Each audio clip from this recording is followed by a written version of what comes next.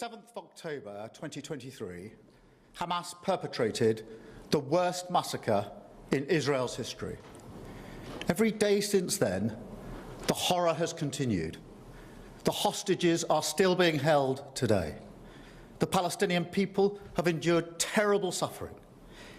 Now, in Gaza, because of a catastrophic failure of aid, we see starving babies, children too weak to stand, images that will stay with us for a lifetime. The suffering must end.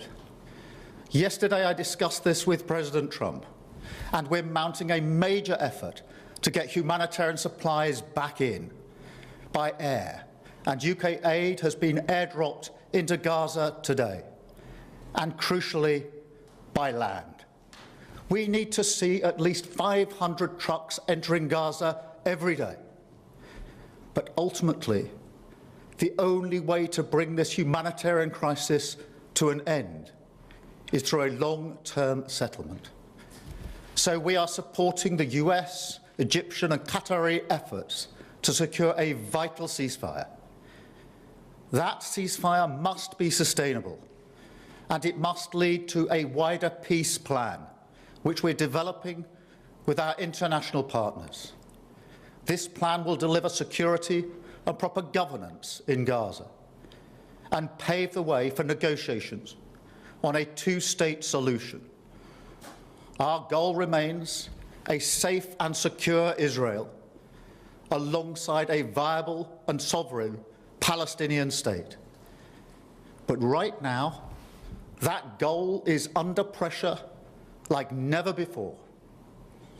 I've always said that we will recognise a Palestinian state as a contribution to a proper peace process at the moment of maximum impact for the two-state solution. With that solution now under threat, this is the moment to act.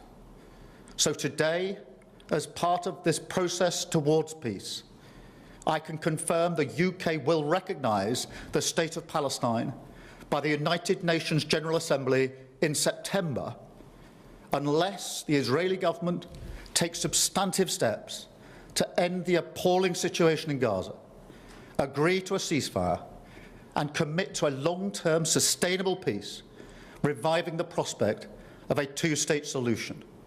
And this includes allowing the UN to restart the supply of aid and making clear that there will be no annexations in the West Bank.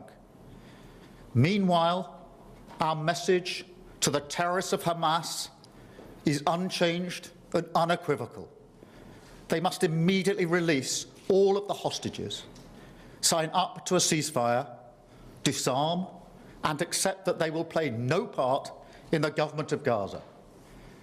And we'll make an assessment in September on how far the parties have met these steps, but no one should have a veto over our decision. So this is the way forward.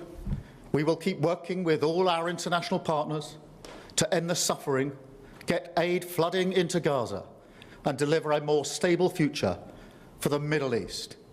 Because I know that is what the British people desperately want to see. Thank you.